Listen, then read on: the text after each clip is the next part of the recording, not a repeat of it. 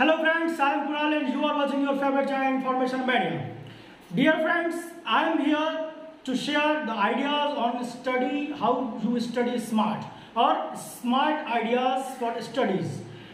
So let's start the video.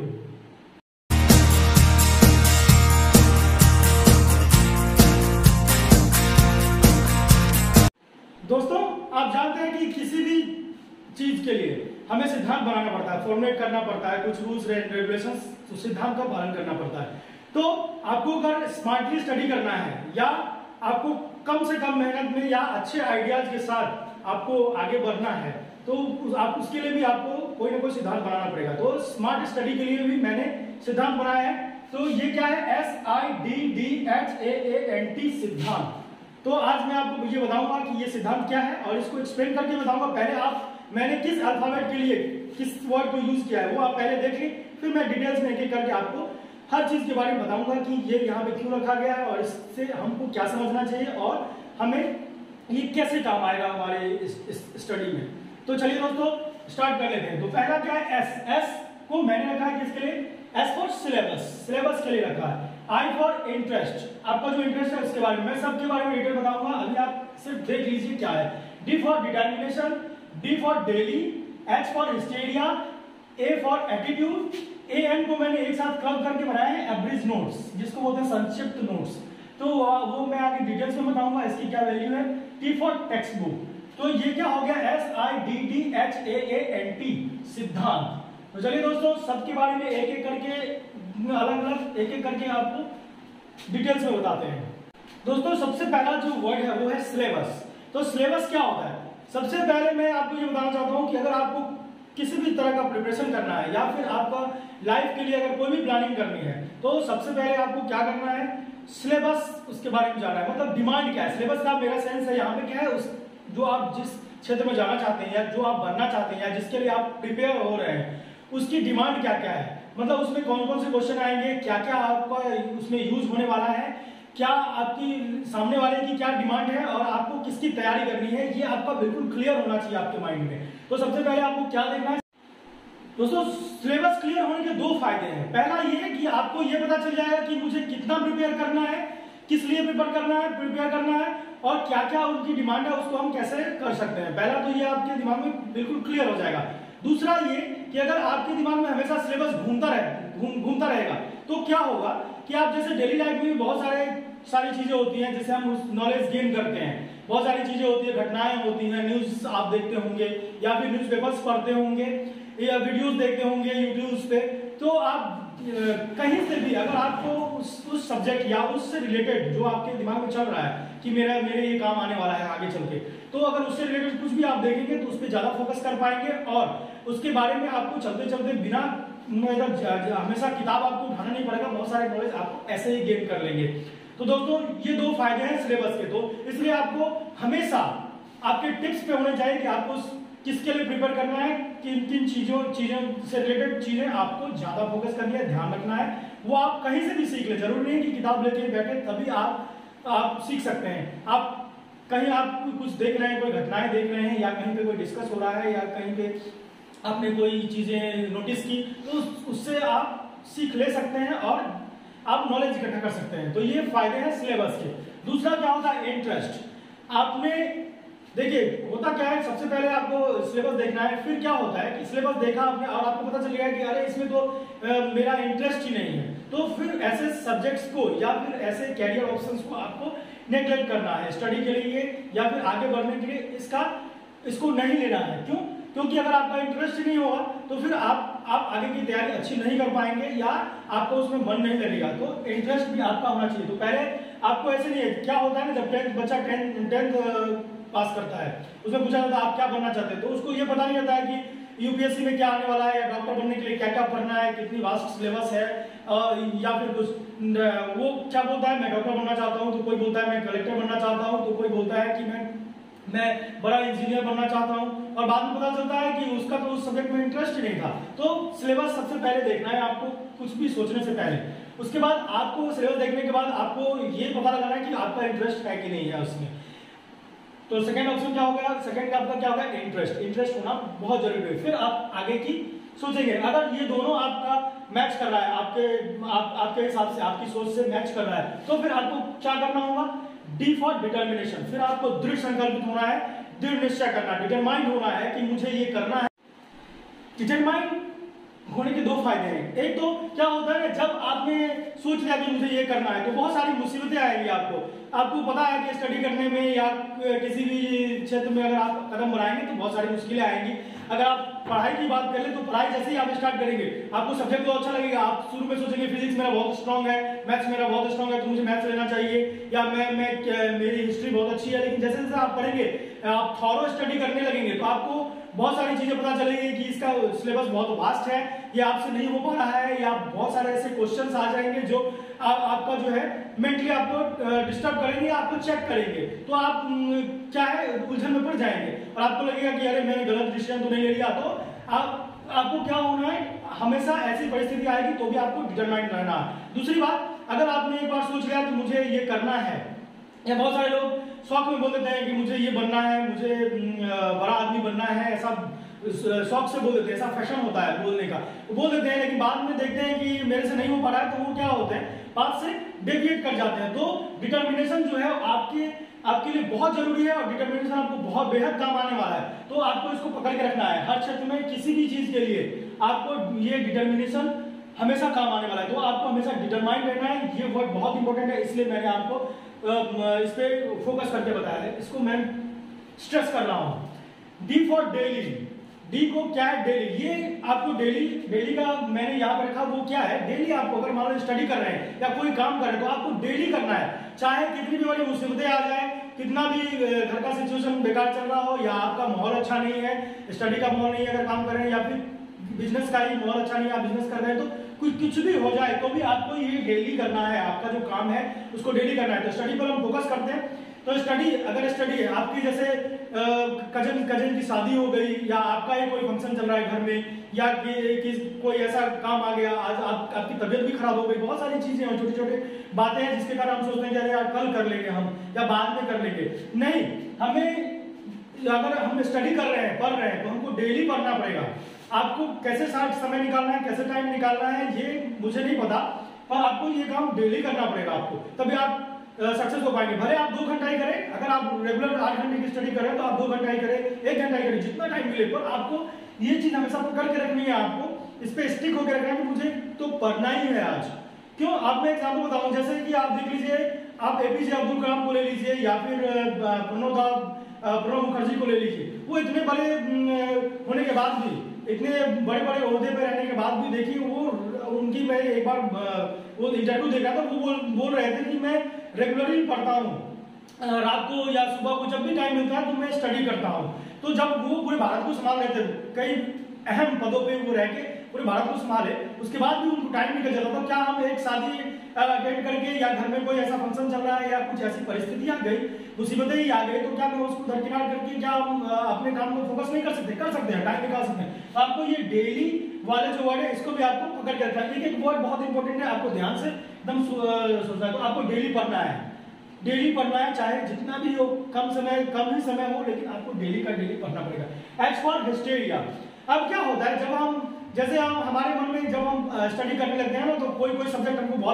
उससे बहुत प्यार हो जाता है, बहुत लगाव हो जाता है उससे। जैसे कोई बोलता है कि मुझे फिजिक्स से बहुत लगाव है, और वो रात भर फिजिक्स ही पढ़ता रहता है, या कोई बोलता है मुझे मैथ बहुत अच्छा लगता है, और उसको रात भर मैथ ही पढ़ रहा है, या एक ही क्वेश्चन में अगर नहीं बन रहा है तो रात भर लगा हुआ है, वो ईगो पे ले लेता है कि ये मेरा तो मैथ स्ट्रॉन्ग है, और फिर भी ये क्वेश्चन मुझसे कैसे नहीं बनेगा, मेरी तो फिजिक्स अच्छी है, फिर ये मुझसे कैसे नहीं बनेगा, और रात रात उस पर टाइम वेस्ट कर लेते हैं।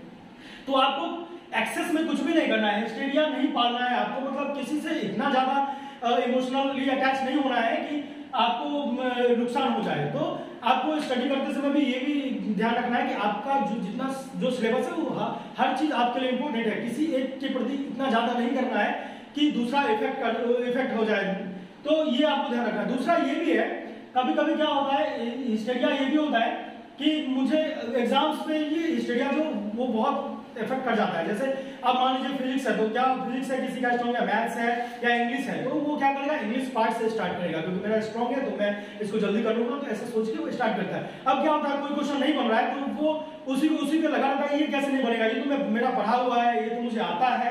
ये सब गलतफहमी जो होती है, सारे क्वेश्चन किसी को नहीं आते हैं। आपको स्मार्टली जो है आपको इंटरप्रेट करना है कि हमें क्या करना है और स्मार्टली चलना है एग्जाम्स में भी। तो ये आपको ये स्टडिया, यहाँ पे इस तरह की भी स्टडिया होती है, लोगों को इमोशनली अटैच हो जाते हैं कि नहीं ये क्वेश्चन मुझसे कैसे बनेगा, मुझे तो 20 में 20 स्कोर करना है या 50 में 50 स्कोर करना है, इंग्लिश में ऐसा, या इंग्लिश में या फिजिक्स में या जो भी आपका फेवरेट सब्जेक्ट है उसमें। तो आपको ऐसा बिल्कुल भी नहीं करना है। आपको ये फोकस करना है कि मुझे पढ़ना है और मेरा जो लक्ष्य है, मेरा जो एम है उसको पाना है, चाहे हमें कैसे भी करके वो हो जाए। बस ये आपको ध्यान रखना है। ए फॉर एटीट्यूड, ए जो है एटीट्यूड, ये भी आपका बहुत ही इंपॉर्टेंट टर्म है एटीट्यूड। ऐसे तो आपके सारे टर्म्स इंपॉर्टेंट है, पर एटीट्यूड भी आपका बहुत इंपॉर्टेंट। क्यों? क्योंकि जहां पे 3 लेयर्स में एग्जाम्स होते हैं, जिसमें प्री, मेंस और इंटरव्यू होगा, तो ये आपका एटीट्यूड जो है इंटरव्यू में बहुत काम आएगा। ऐसे तो लाइफ के हर फील्ड में आप जहां भी जाएंगे, डेली लाइफ में भी, घर में, परिवार में या समाज में, जहां भी आप जाएंगे, ये एटीट्यूड आपका वाइटल रोल प्ले करेगा। ये बहुत ही इंपॉर्टेंट है एटीट्यूड। पर इसमें एटीट्यूड, आदमी के अंदर एटीट्यूड होनी ही चाहिए। लेकिन इसका मतलब ये नहीं कि आप एरोगेंट हो जाए।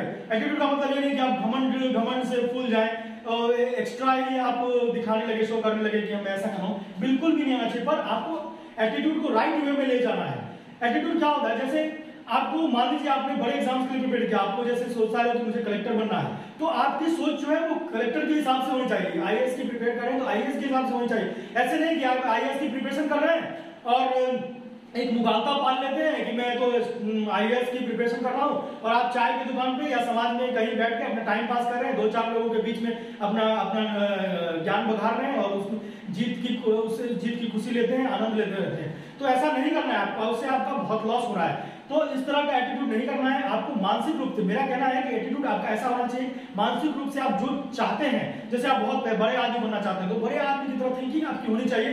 आपका एटीट्यूड, आपका जो अंदाज है वो उस लेवल का होना चाहिए। या फिर आप बहुत पैसे वाले बनना चाहते हैं, तो एटीट्यूड आपको ऐसा रखना पड़ेगा जैसे वो ज्यादा पैसे कमाने वाले लोग होते हैं। या फिर आपको ऑफिसर बनना है या बड़े स्टार बनना है, जो भी बनना है, तो उसके हिसाब से आपको एटीट्यूड अपने दिमाग में मानसिक रूप से आपको तैयार होना पड़ेगा। अगर आप नहीं होते हैं तो आपका क्या होगा, धीरे धीरे आपका बहुत सारा लॉस हो जाएगा, ह्रास हो जाएगा, आपको पता ही नहीं चलेगा। तो एटीट्यूड आपको रखना है, एटीट्यूड रखना ही चाहिए आदमी को, लेकिन आपको एरोगेंट नहीं होना है, ये भी आपको ध्यान रखना है। तो चलिए दोस्तों आगे बढ़ते हैं। एएन को मैंने एक साथ करके क्या बोला, एवरेज नोट। इसका क्या मतलब होता है, इसका मतलब होता है संक्षिप्त नोट्स।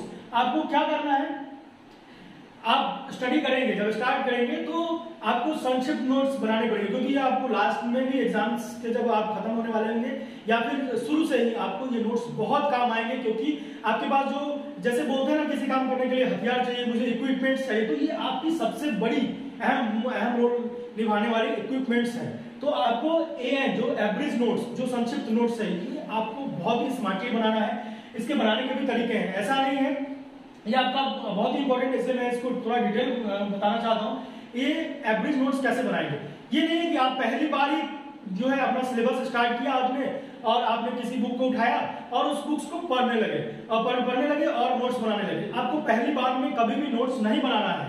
आपको क्या करना है, आपको कोई इससे पहले मैं एक और चीज आपको बता देता हूँ, क्या है कि आप नोट्स कैसे बनाएंगे। आपको एक किसी किताब को फोकस करना है। ऐसा नहीं कि आप बहुत सारे एक साथ, जैसे फिजिक्स पढ़ रहे हैं तो आप 3-4 फिजिक्स के अलग अलग राइटर्स की बुक ले और आप नोट्स बनाना स्टार्ट कर दे, ऐसा बिल्कुल भी नहीं करना है। आपको समझना है कि ये जो हमारा सिलेबस है वो उसकी क्या डिमांड है, और सिलेबस के हिसाब से आपको पहले क्या करना है, एक बुक जो ऑथेंटिक होगी उसको आप फॉलो करें।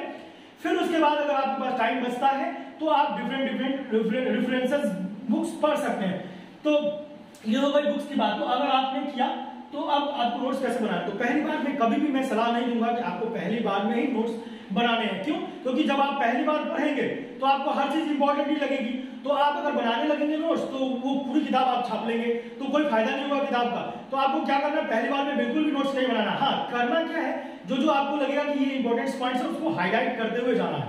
आप हाईलाइट कर लें, लेकिन नोट्स बिल्कुल भी नहीं बनाए पहली बार में। जब दूसरी बार बनाए, जब दूसरी बार पढ़े उस किताब को, तो फिर उसमें से जो आपको बहुत कुछ याद हो जाएगा फर्स्ट बार पढ़ने से, तो उसको छांटते जाएगा और आपको जो इंपॉर्टेंट लगेगा और आपको समझ में भी आने लगेगा थोड़ा थोड़ा कि क्या ज्यादा इंपॉर्टेंट है, तो उसको आप फिर से एक नोट्स बनाए, दूसरी बार में नोट्स बनाए। बिल्कुल पहली बार में तो बिल्कुल भी आपको नोट्स नहीं बनाना है। फिर क्या करना है, फिर आप जब तीसरी बार पढ़े तो और छोटा नोट्स बनाए, फिर आप नोट्स को भी पढ़े और उसमें से भी उसको छोटा करने की कोशिश करें।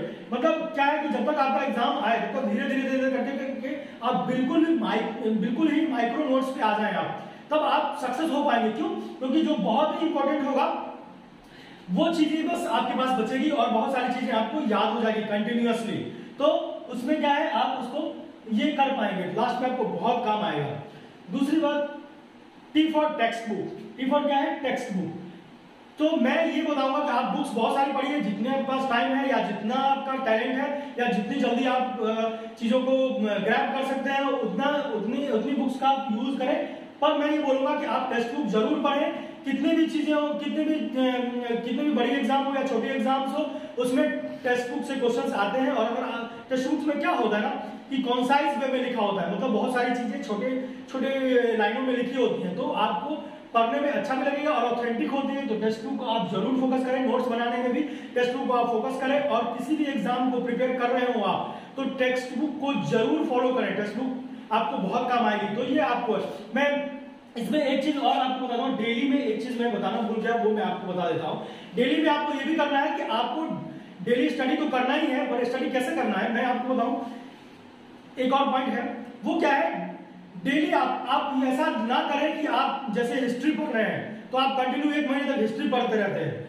ऐसा आपको बिल्कुल ही नहीं करना। या फिर आप फिजिक्स पढ़ रहे हैं तो कंटिन्यू 1 महीने तक फिजिक्स पढ़ेंगे, फिर मैथ्स की रिवीजन करेंगे, फिर मैथ्स पढ़ेंगे, फिर जो आप इंग्लिश पढ़ेंगे, फिर इंग्लिश लगातार पढ़ रहे हैं 1 महीने तक, ऐसा बिल्कुल भी नहीं करना है आपको। हाँ, आप थॉरो स्टडी तो आपको करना ही पड़ेगा, तो आप थॉरो स्टडी जरूर करें, पर प्रत्येक सब्जेक्ट को रोज कम से कम, अगर आपको टाइम नहीं भी मिला तो आप कम से कम एक बार पलट लें, आप पेज को जरूर पलट लें, एक बार हर सब्जेक्ट को आपको टच करना है डेली।